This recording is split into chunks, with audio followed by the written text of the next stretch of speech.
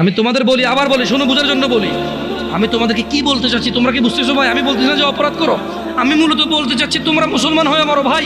আমি মূলত বলতে চাচ্ছি আমি যাতে মুসলমান হয়ে মরতে পারি, কারণ মুসলমান হয়ে মরলে অন্যায় অপরাধ থাকলেও আল্লাহ যদি ক্ষমা করে দেন তিনি গফুরুর রহিম, আর যদি আল্লাহ বিচার করে তাহলে তিনি কহ্হার, কঠোর। তিনি যদি শাস্তি দেয় কেউ শাস্তি ঠেকাতে পারবে না, কিন্তু তিনি কারো উপরে জুলুম করবে না, অপরাধ অনুযায়ী শাস্তি ভোগ করবে। এরপরে আল্লাহ ওকে পবিত্র করে সুন্দর করে জান্নাতে ঢুকাই দেবে।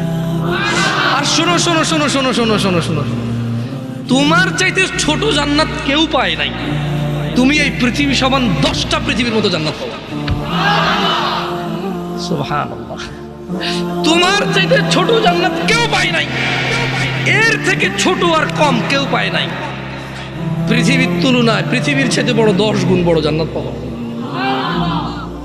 কি হয়ে মরতে হবে?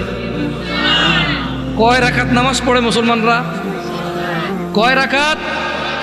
17 রাকাত। যাও।